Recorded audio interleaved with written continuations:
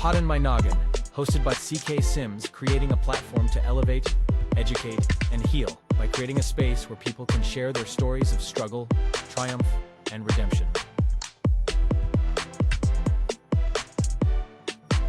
CKS Media. Hello, everyone, and welcome back to another episode of Poddin My Noggin. So I'm your host, CK Sims, as always, never changing. This week, however, we are joined by Dr. Brett Cordis. Now, let me rephrase that. Award-winning doctor and surgeon, Brett Cordis. Welcome to the show. Thank you for having me. I'm excited to be here. I'm excited to talk to you. So, for everyone at home, Dr. Brett Cordis is a surgeon and ENT, but he has a really great story. And what I love about this story, and we're going to get into it in a moment, is I had a nurse on not too long ago, and we dove into the fact that as people, we often, come into contact with medical professionals, and we're in usually our worst kind of life when we come to see you, typically, right?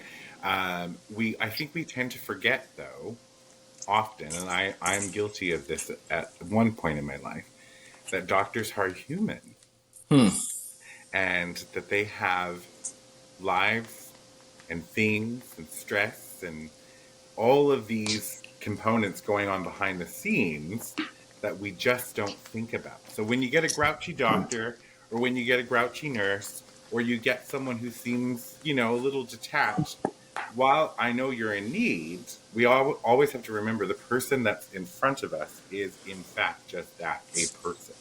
So, Brett, this is why I'm excited about this story. So, I want to go back. Tell us about Brett's just younger years, like in high school. Who was that guy? Okay, yeah. We'll rewind it a little bit. So I grew up in Baton Rouge, Louisiana, South Louisiana. My dad is from California. My mom is from Alexandria, which is a small town in central Louisiana. And they were both academicians. My dad was a professor of mathematics at LSU, Louisiana State University. My mom was an English instructor at LSU. Okay. And my sister was an attorney in New York City. And she is 10 years older than me. So by the time I was 8 years old, I was essentially an only child. My sister graduated high school, went out of state for college, stayed out of state, never to return. So from a very young age, I felt like the expectations for me were very, very high, which I think it's important. And I want to kind of stress that my parents never told me or pressured me, hey, you have to get all A's, or hey, you have to, win this race or be the best player on this team. They never told me that, but they modeled that behavior for me. So, my dad, first of all, he's 6'9", so he's physically imposing. He played college basketball at Stanford. He's a great bowler. He's a great chess player. He's a world-class bridge player. And so every time I saw my parents do something, it was always at the highest level. So as far back as I could remember, something wasn't worth doing unless I could be the best or do the best at it. That was just written into my DNA almost. Imposed, like a self-imposed sort of. I'm just imagining all of this sort of implications that would have on a child, right? Whether they did that on purpose or not, the things that you would have told yourself, right? Absolutely, yeah. And I would get heaps and heaps of praise if I got an A on a test, or if I, scored 20 points in a basketball game. And so I became almost dependent on this praise that I would get, or what I saw as love. So even though it wasn't the case, I felt like I was dealing with conditional love from my parents. And the condition was that I performed or was the best or did the best. So I dug myself a hole, so to speak. And this will come into play later when we start talking about my addiction and whatnot. But that was written into my DNA at a young age.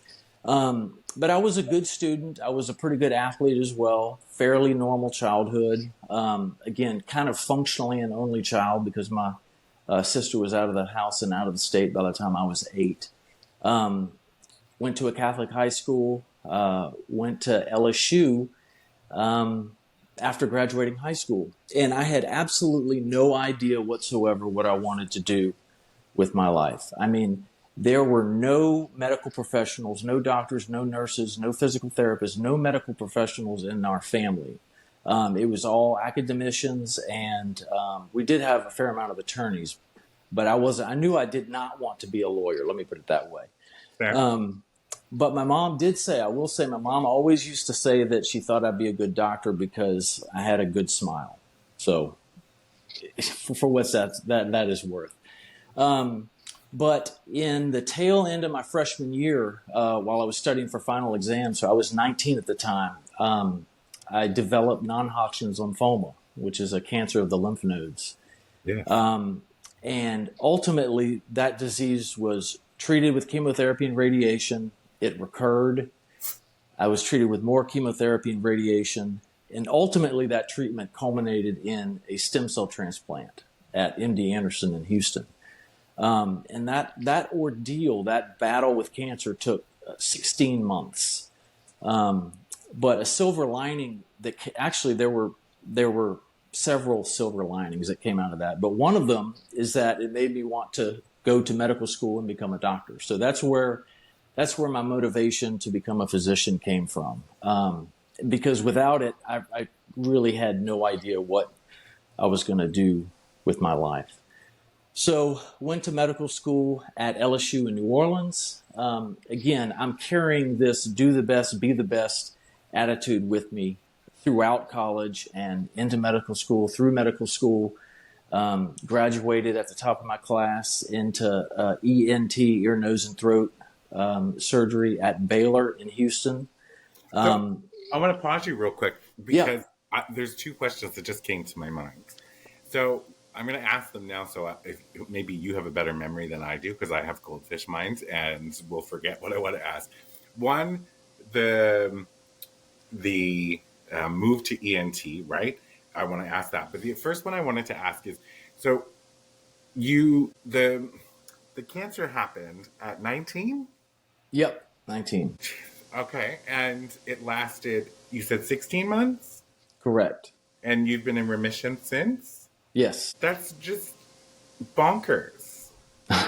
Like what's bonkers to me is like, okay, so I'm processing information as you're telling me, right? So I'm thinking to myself, I'm like, okay, you already have this unrealistic expectation that you have to be the best at absolutely everything, and then so you're doing this.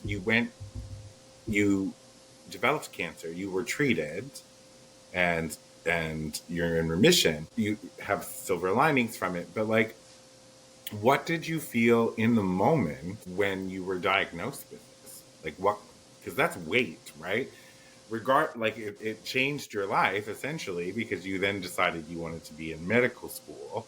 But like in the moment of 19, 20-year-old Brett to have this cancer, like, do you remember what went through your mind at that time? Yeah. Yes, in fact, and so I had 2 cracks at it. I was treated with 4 months of chemotherapy and then another 8 weeks of radiation. And my initial thought when I was diagnosed with cancer was that disappointment that I wasn't going to be able to go on my senior trip. Actually, it was my girlfriend's senior trip, high school trip to Cancun. I literally considered this cancer a little more than an annoyance and an inconvenience. Okay, I'm 19 years old. I'm like in the prime shape of my life. Got, some good things going, making good grades. I have my whole life in front of me, and I think I'm completely invincible. So I was disappointed I couldn't go on a senior trip to Cancun, and I was disappointed I couldn't drink beer that summer. And, maybe I was in complete denial, 100% denial that I had this potentially deadly disease. But when it recurred halfway through radiation, that was a completely different story because the first way through, I think they quoted me maybe like an 84% survival rate. The second time through, it was only 60, and that really got my attention. And so I felt completely powerless and helpless over my life. And it was scary. It was very scary. The second time through, because I was powerless because I couldn't help the situation. You know, if the chemotherapy is going to work or it's not going to work, the bone marrow transplant is going to work or it's not going to work.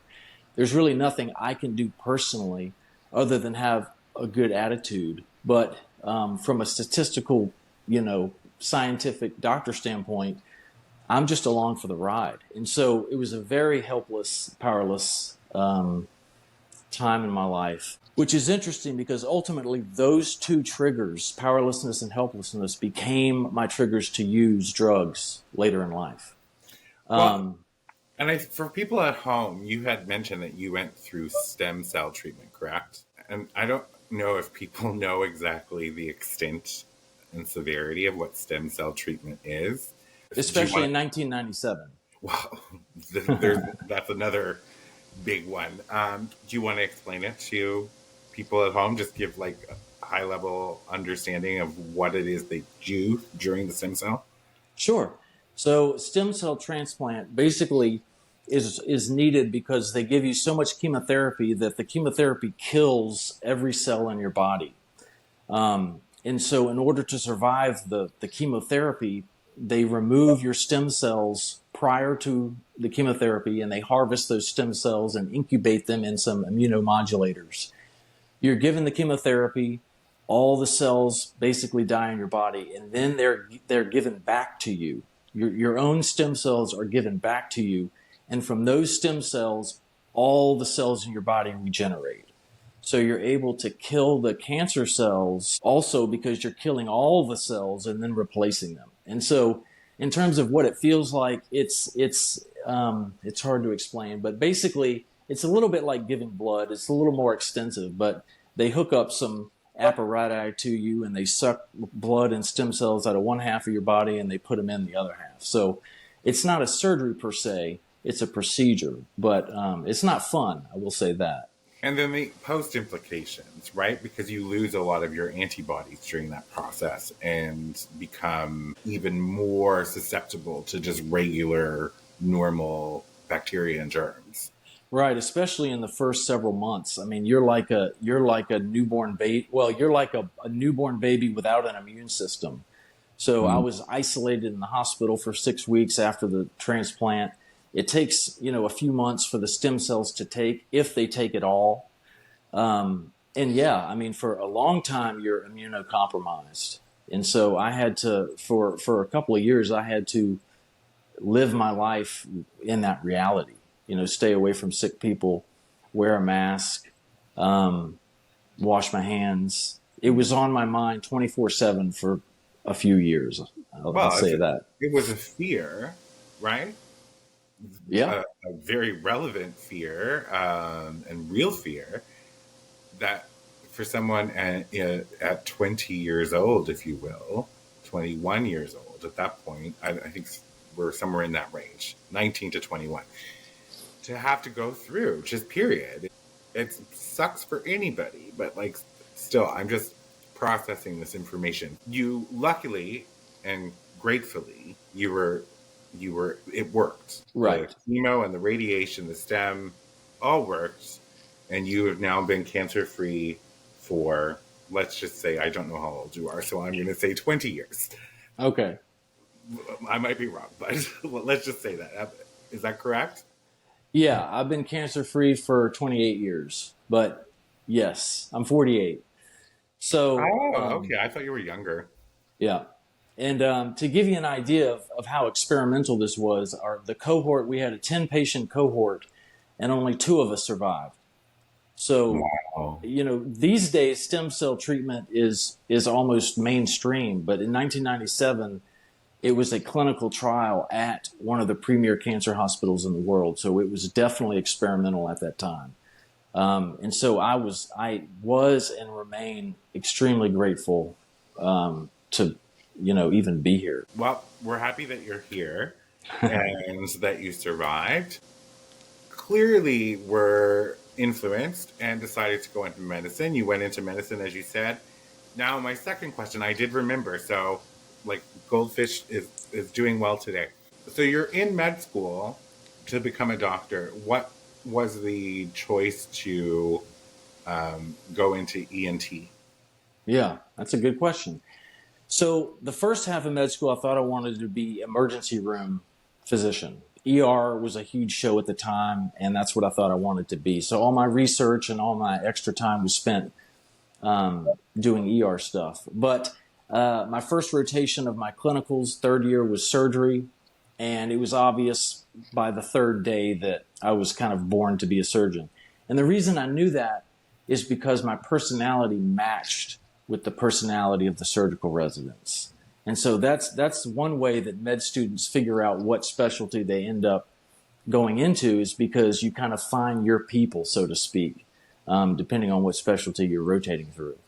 But I did have the forethought, probably because of my cancer experience, that I didn't want to spend, 80 or 90 hours a week of my life working. I had this second shot at life, so I wanted to enjoy it and or better the lives of others. And I didn't want to do that exclusively through working all the time. So I didn't want to be a general surgeon. And so ear, nose, and throat surgery is a surgical subspecialty. So you don't operate as much as a general surgeon. You're in the office like an office doctor most of the time. It's essentially an 8:30 to 5 job. You're not working like many physicians are. So that was a combination of two reasons that I chose ENT. I like that. It was very intentional. And then you went on to become this wonderful ENT surgeon, which you did this, I believe, if I'm not wrong, 18 years? I did it 16 years. Yeah. 16 years. So now comes the hard question. What was your first experience, besides obviously the cancer, and was the cancer time your first experience with using opioids? Yes, and this is key, because I used opioids, which are painkillers for listeners that may or may not know, a few times during my cancer battle. Now, lymphoma is generally not a painful cancer. It wasn't a painful cancer for me, but I did undergo several biopsies and procedures that were. At the time, at the age of 19 and 20, when I took an opioid, it felt nice. It felt like a couple of beers. It felt like a nice buzz, but it wasn't earth-shattering. It wasn't anything to write home about. And it certainly wasn't the situation where I was looking forward to take another pill. I didn't finish the bottles, even the prescriptions. As soon as the pain was relieved, that was it. I didn't need to take painkillers anymore. And so that was my initial introduction to opioids. Now, fast forward, when I got into my addiction, when I took opioids, it was a completely different experience. It was the full-blown, absolutely euphoric feeling that I had never felt before in my entire life. Same exact medication, same exact drug, but a wildly different result because of where I was in life during those two events. Now, are you comfortable sharing the trigger or the moment that you experienced that, or how you came to experience that euphoria with? Sure. Yeah. So medical school is 4 years, residency is 5 years. So it's 2009 at this point. I graduate residency. I'm a full-blown ENT physician and surgeon. I join a group inside the Texas Medical Center across the street from MD Anderson, ironically enough, which is where I had my stem cell transplant several years prior to this. And I was a very, very successful and good physician and surgeon. I built my practice up within about 14 months. I was already at 100% capacity, seeing 100 patients a week, doing a day and a half of surgery a week, which is a lot for an ear, nose, and throat doctor. And so I was, very successful pretty quickly. And so around year 5 or 6, at the time, I started to feel boredom. Now, in retrospect, what I was feeling was a lack of fulfillment. But at the time, I felt bored. I felt unstimulated.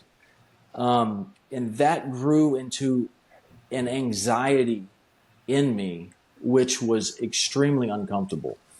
At the same time, my kids are coming into their teenage years. So I'm dealing with normal teenagers, but I'm used to being able to control everything in my life. I'm used to being able to control outcomes that I'm involved with.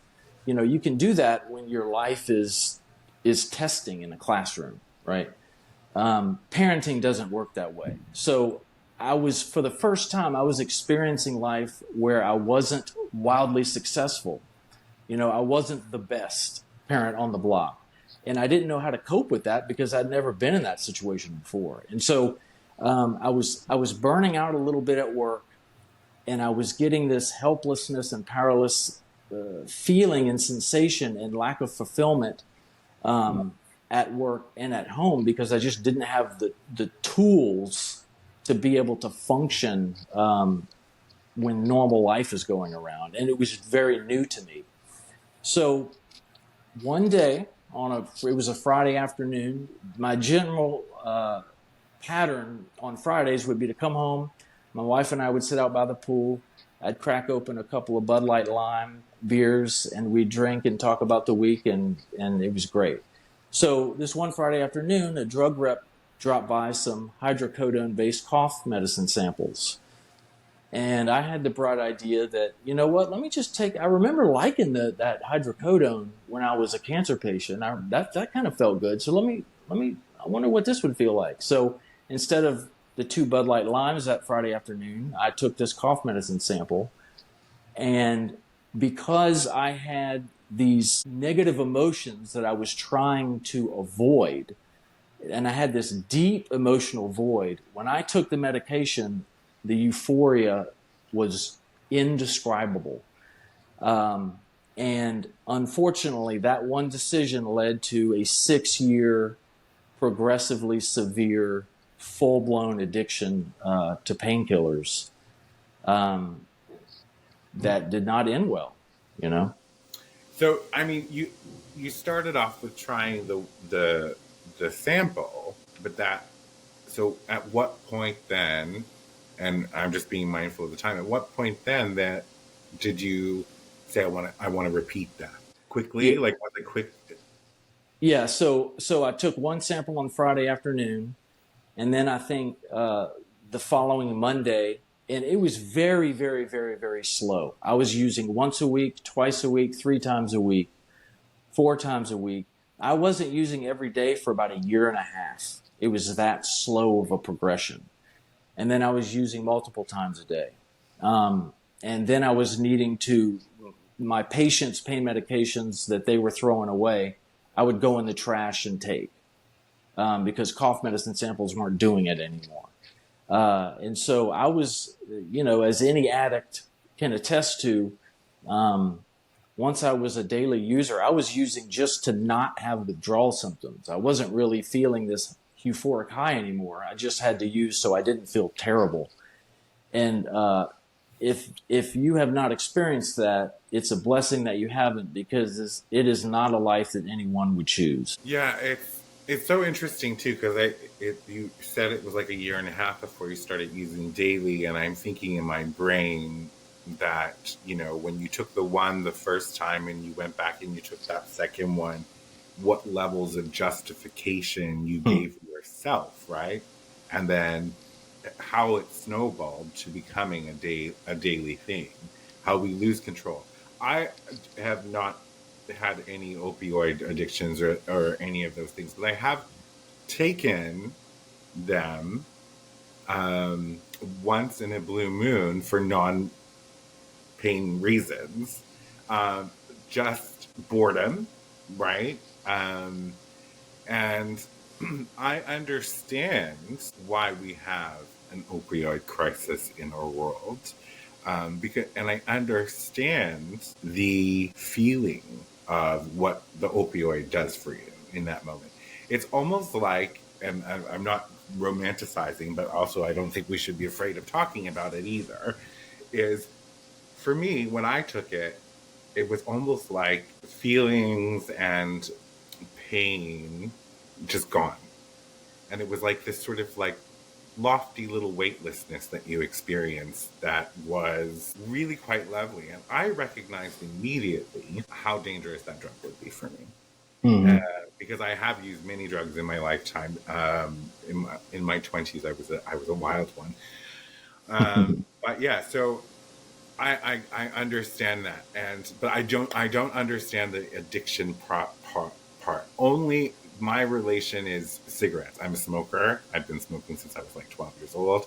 I understand the addiction in that sense, and I often try to use that to think like how, like when I go like 4 or 5 hours, or I have to get on a plane where you can't smoke, and like the panic and it's not the same, but like I understand that what the addiction does. Your body wants it, your mind wants it, all of those things. We're going to take a quick break. We'll be right back. Partner today with CK Sims and Poddin My Noggin to get in front of an audience that cares. You will be supporting mental health stories, tales of resilience, and uplifting content, aligning your brand with bringing goodness, authenticity, and kindness front and center.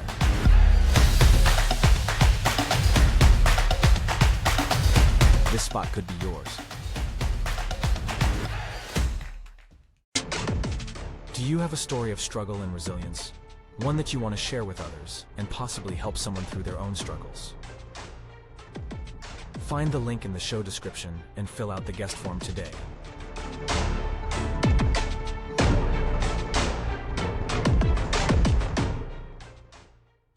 Welcome back, everybody. Before the break, we have been talking to Dr. Brett Cordis about his life from childhood all the way up until not so long ago, I don't believe. But we sort of talked about how, well, we didn't sort of talk, we talked about it, sorry. And I'm distracted now because I know that my best friend's going to give me crap because I'm fuzzy. And I'm not a technical person, so I'm trying to like make myself unfuzzy. Anyway, we were talking about how you started using opioids and how it took you 1.5 years to become a daily user. And you had mentioned that, you know, it got to the point even when you were going through like your trash of your clients who were throwing out their medicine to get that fix. Where and what was because you had mentioned to me that this obviously almost completely derailed your life and career. What was the moment? What was that defining moment where I guess you got caught or you realized you were in over your head? Yeah. Well, that's a good question, and the answer is different. I realized that I was in over my head around year 3 when I was using every day, and I'm telling you, I have an incredibly strong willpower.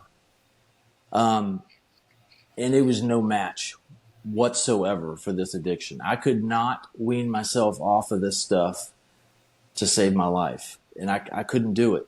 And I tried multiple times. So somewhere around year 3, maybe 3.5 or 4, I realized I was in trouble and I was not going to be able to get off this drug by myself.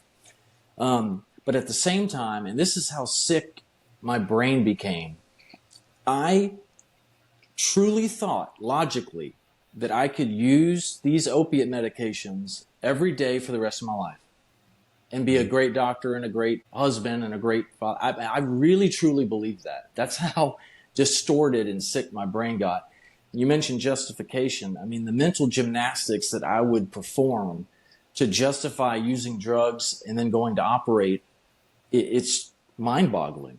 You know, I don't even remember what I used to tell myself. I know that I convinced myself that I was a better doctor, I was a better surgeon, I was a better husband, I was a better parent when I was on these medications because it was like a permanent good mood, you know.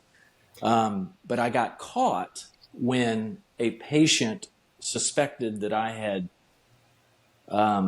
stolen his, and the ironic thing is that I had not stolen his pain medication, but it was enough to get people poking around and looking around. And my partners found out, and they terminated me almost immediately. And so they sent a letter out to all my patients saying, due to medical reasons, Dr. Cordes is no longer with the group. Meanwhile, I'm a Little League baseball coach. I'm a YMCA basketball coach. We live in a suburb of Houston that's pretty small. And so, you know, word like that spreads pretty quickly. And so my personal reputation suffered. The reputation of my family suffered. My professional life was completely cut off because I was terminated from my job. This all happened quickly. Now, did the truth of the story get out, or just that you were released from your position at that time? Yeah. So anyone who was near the suburb that I lived knew the truth. But patients elsewhere, you know, if you picture getting a letter that one of your doctors is no longer available, you don't really go poking around any further than that. No. But yeah, the state medical board got involved, and so it was published online, the truth. So anyone who Googled me at that time would be greeted with that information, which was frustrating, and for me felt unnecessary, but needless to say, that's what happened. Well, people like to do this for some reason, right? To label you something. And it doesn't matter, you know, how good at something you might have been. It's whatever it is now, typically is what they fixate on. So you might have been a great doctor, great husband, great father, great coach, all of those things, but now you're the drug, right? You got terminated from his job. And I hate that about humanity, because people don't look through the lens of kindness. So if they're approaching you and you got terminated because you were using narcotics or opioids, why was he using opioids? Does he need help? Like, these are the things that come from my mind first, right? But I know that this is not a normal thought process for most humans. It's like, oh gosh, he's one of those. Can't believe he'd do this. Like, all of this negative connotation. So what you had mentioned something, and I want to make sure that we move on to what you're doing now. But you had mentioned something. You said that you had tried several times to wean yourself off of this medication. What's interesting about that is this ties back into the theme of the powerlessness and helplessness. And I wonder how much that played a role during your actual addiction, right? So you would have experienced that if you tried to disengage from opioids but were unsuccessful. Would those feelings not have shown up? Absolutely. Yeah. In spades. Yeah. That's heavy. So you got caught, you were terminated. There's so many layers to something like that as well, right? Like, it's not just it just affects your kids, it affects your wife. And this is not trying to lay guilt or anything on you. I just want to be clear about how this impacts sort of everybody. What was the next step for you? So I ended up going to rehab for 3 months. I got terminated in 2019, and I went to rehab in 2020, right after COVID hit. So I was in rehab for 3 months during those first few months of COVID. And, you know, it's interesting because addiction is a disease that is equally, if not more, dangerous than cancer is. And the experience of being treated for cancer and being treated for addiction is so different because you're treated differently. And you don't get the same levels of support from either random strangers or even from family members. And it made me appreciate how valuable that support was the first go around with my experience with cancer, because it was not there with addiction. And that's because there's stigma and ignorance, right, with addiction. And okay, so people I can hear all, like, if you know, we were in the bowels of social media, how people would try to justify their points. Well, he took that first, you know, that first medication. He made a choice. He did it. He did this. And we're so quick to try and just push something aside as like, well, he made a choice. Yes, he made a choice. But when he took that, and I'm saying this, this is me defending you or any other addict. I don't believe that when you took that first one or that second one or your third, fourth, fifth, sixth, seventh, or eighth, you ever intended to become an addict and to potentially disrupt your entire life, to lose your license or be terminated or to be exposed in such a public way. Like these things, this is not how it comes to be. You took those pills because you needed to sort of numb the suffering that you were experiencing in that moment. And people don't look at it like that.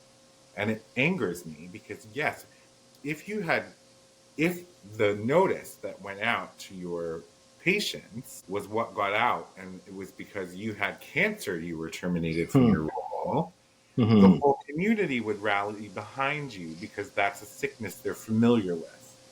And that's promoted and talked about regularly. And they have marches and fundraisers and all of those things. But addiction, that's that dirty little thing that nobody wants to talk about or be anywhere near. But it's not. It's still a disease, and it still needs this treatment. It still needs support. You need all of that to rise above. And people can be treated and saved from addiction. But that's me giving you a sermon that you know all about. But like, it's just that anyway. So you go through rehab for 3 months during the pandemic. Were you successful the first time? Yes. Rehab was a phenomenal experience for me. First of all, I was willing to admit that I needed help. And so I didn't waste any time in rehab. I mean, while driving to the rehab facility, and this is something I'm extremely grateful for, because with the ego that I had at the time, this was my higher power at work.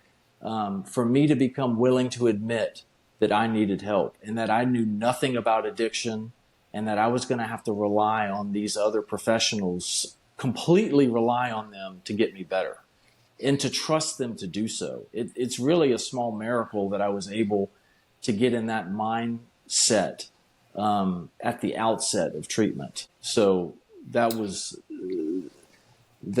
a blessing. I wonder if it's because you were in that almost identical sort of situation, not the external parts, right? But because you needed to be so reliant. You had mentioned that you were just a person on a ride during cancer. It was everyone else that was trying to get you better, to do those things. You were showing up and taking this treatment. I wonder if it was that experience that allowed you to pivot so quickly because it was something familiar. That is a great perspective. I have not thought of that, but yes, absolutely. I think that's a good possibility. Yeah. And you're a winner, right? I'm saying this because this is what you've identified throughout this conversation, is that you're someone who wants to win, wants to do a good job. So you were faced with a situation and you had to go to rehab to fix things, right? That's step one, to get better from addiction. You're not going to go and do it half-assed. Right. Like, you've already identified this like several times throughout this conversation. So yeah, I don't know if it was a miracle. I think that was just you, Brett. That's what I'm hearing, is that was you up for the challenge to go and seize it and make the most out of it. So you went 3 months, and then did you have a relapse ever? I did have a relapse. I never relapsed on opiates or alcohol. What I relapsed on was kratom, which is an over-the-counter legal kind of herb that has opiate-like effects. But what happened was I when I went back to work, I was being monitored with drug testing, and that substance showed up on a drug test. And so I relapsed and then had to go back to rehab 3.5 years later. Although I had already completely taken myself off of that supplement. So I was not a functioning addict, meaning I wasn't using it at all when I actually physically went to rehab. But I do consider that a relapse. And so I've been sober and clean since that, which was 2 years ago. And I've been sober and clean of every other drug, and especially opiates, for over 5 years now. Yes, I see that you're in your 5th year of recovery. And you said you went back to work. Were you back to work as a doctor? Yes, I was out of work for 4 years, which was just brutal for my mental health. I mean, again, powerlessness and helplessness and lack of fulfillment times 100 being out of work. You know, I'm kind of like a border collie. I have got to have a job to perform and to do and scamper around and be busy. And without that, I just feel like I'm wasting life away. Probably that's a little bit of survivor's guilt from the cancer, because I always feel like I have to constantly be bettering the lives of others to justify the fact that I survived my cancer. But I don't do well when I don't have tasks to perform. So that was pretty rough. And so I went back to work, yes, as an ENT physician and surgeon in 2023. But I just liked it this time. I didn't love it like I used to. I had lost the passion that I had always had for clinical medicine, ever since I was diagnosed with cancer, really, almost. And so it really kind of worked out. It's funny how fate knows what it's doing sometimes, because my 1-year contract was not renewed with this practice because it was purchased by a private equity group, and they had other ideas. And so I found myself in a position where I could either get another job as an ENT or completely pivot career-wise and find something else to do. And so around that time, I became aware of life coaching and what it meant to be a coach, and coupled with the treatment and the counseling that I received during rehab, which is cognitive behavioral psychotherapy. That's what coaching is based on. At least most coaching techniques are based on. And so it was a lot of the same language. It was a lot of the same. It was very familiar to me. And so I'm finishing up my training, my formal training and certification training for life coaching. But now I'm a physician coach for other doctors who are experiencing symptoms of burnout, which may or may not include substance abuse. So I think that's fascinating, because I went to your website yesterday, and I'm going to need a new webcam because I'm all fuzzy today. I apologize. But I hear my best friend being like, what the heck? Why? But anyway, so I went yesterday and I looked at your website, and you had a video on there. What's the difference between coaching and counseling? And I watched it, and I was like, what you were describing, friend, in coaching is CBT. You didn't call it that in the video, but I was like, I'm like, which is a form of therapy, but it's got so many applications. And CBT changed my life. So I'm only here today because of CBT. I'm only here today because of cognitive restructuring, for one. And what you talk about in your coaching is beautiful, because at 35, and I'll share this with you quickly, but at 35, I had a major life event. And by major life event, I tried to take my life. I failed. So I'm very grateful that I failed. Now, I wasn't then. And, you know, just through the jigs and the reels, I had been through therapy. I had everything. However, it was my internal dialogue that was my problem since childhood. Faulty assumptions, as you had mentioned in your video, and it took a great deal of CBT and cognitive restructuring specifically to completely change who I was as a human being. Hmm.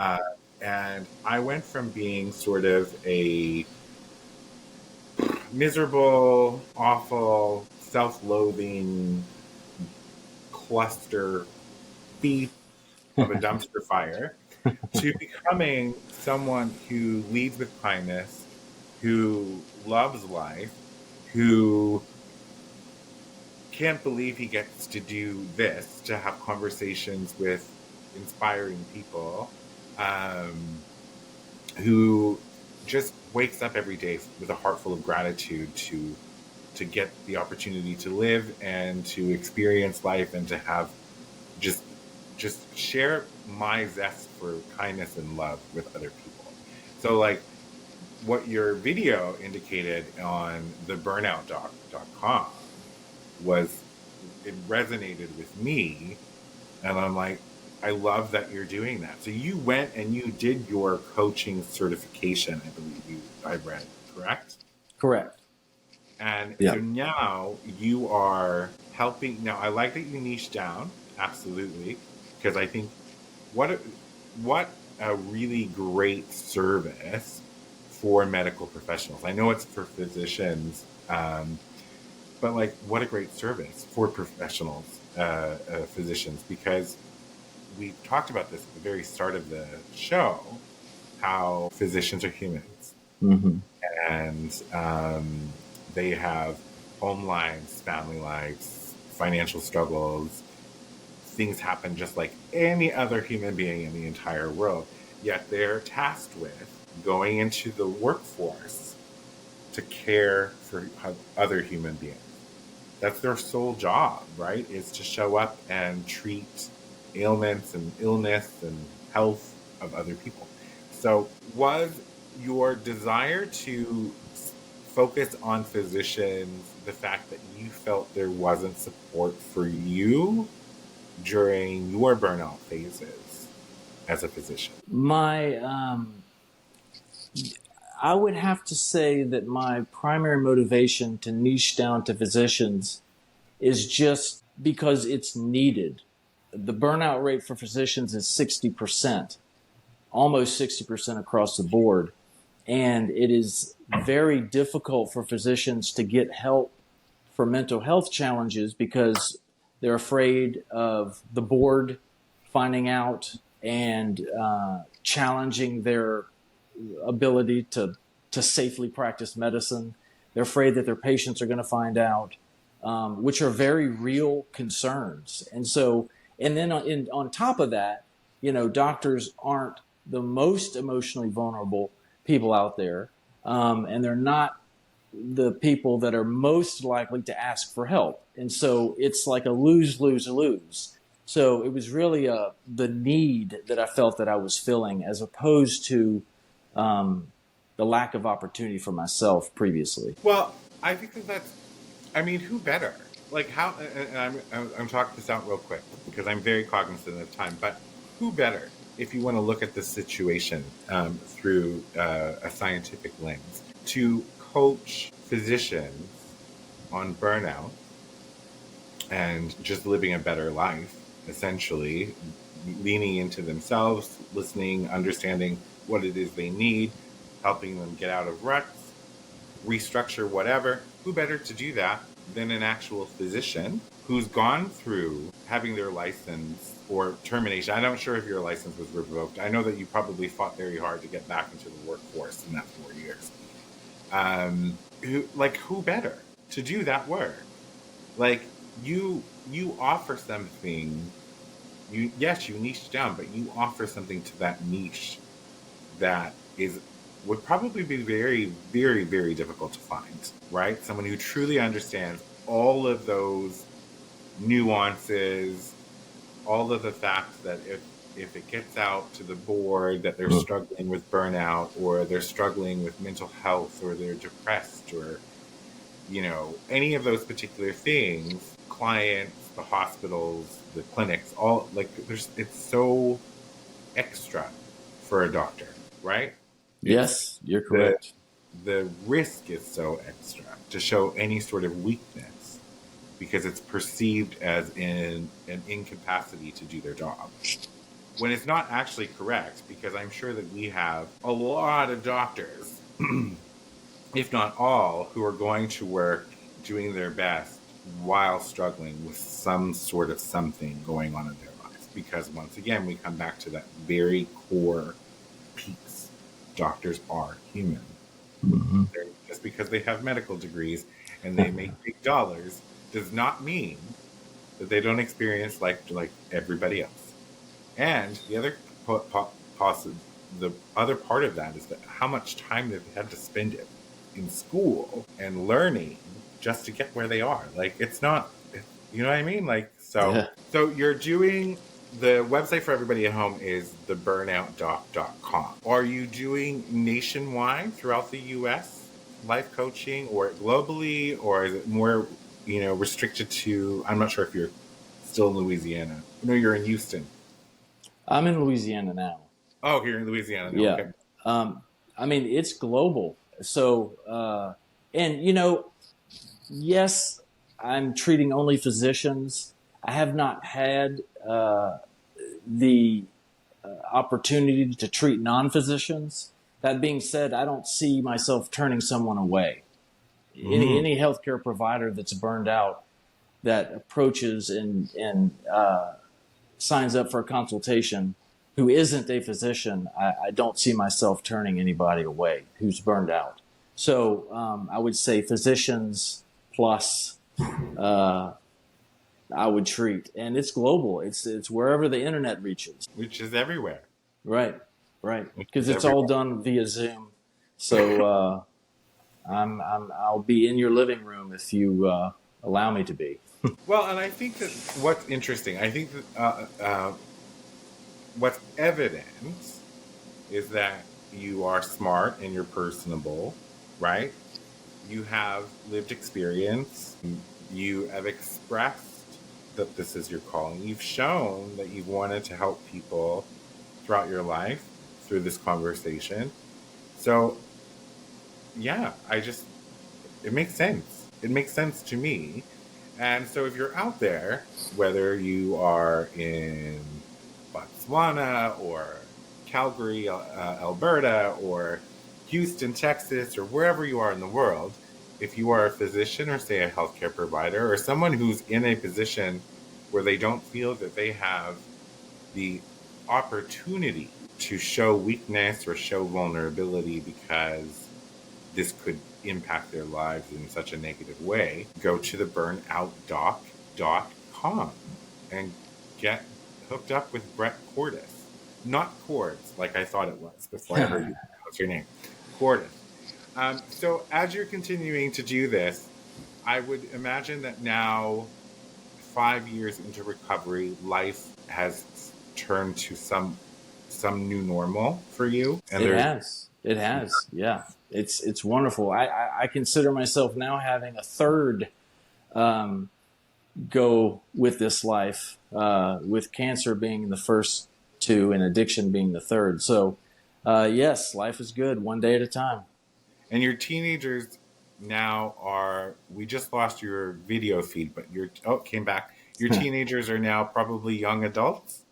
Yes, 20 and 18 are my kids' ages. That's so the young adults. There you go. They're at that leave the nest phase, and go experience life. So you're doing this. Do you have something else? Is there anything, like, do you have any other goals? You seem like a goal-oriented person, Mr. Cordis. Also, I have another question before we continue. Are you still Dr. Brett Cordis? Yes. And you still retain, like, I don't know how this all works, but, like, you still retain, like, your doctorship? Right. Yeah.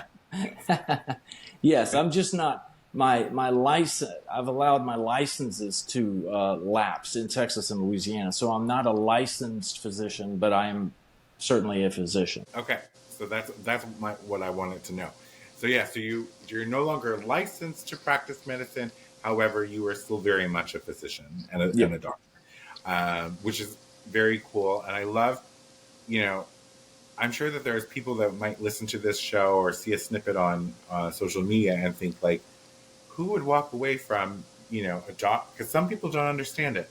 being a doctor, a surgeon, to life coaching, right? But if you listen to the whole podcast, go check out theburnoutdoc.com. You'll understand why you've made this choice. Do you have any other goals currently? Yeah, in fact, I'm just now, like within the week, and talking with another life coach who I'm going to partner with, who I actually trained in residency with. And we've started to go and approach other residency training programs to offer our service to the resident physicians who are training. I love this idea. I think that I love that idea actually, because residents go through it. Oh yeah, they really go through it, right? And they don't usually make very much to go through it. So there's not even that sort of balance in that when you're a resident. That sounds fantastic. I love this. So you are on social media? I am. The Burnout Doc on LinkedIn and Instagram and Facebook. Yep. Perfect. So everyone at home, get out there, follow the Burnout Doc. If you're a physician or in healthcare, or like I said, in another like high risk type position, and you need some help reorganizing life and getting yourself realigned with your purpose, reach out to Dr. Brett Portis, and he can set up some Zoom calls for you to work through that, applying a lot of CBT techniques, which is just for people at home. Did you know that it is the only empirically proven counseling technique in the world? I didn't know that. Yes, CBT. It's empirically proven. All right. So thank you very much for being a guest on the show. I've really thoroughly enjoyed this conversation. I love the work that you're doing, and I loved your vulnerability. And for everyone at home, until next time, get out there and live your wildest dreams.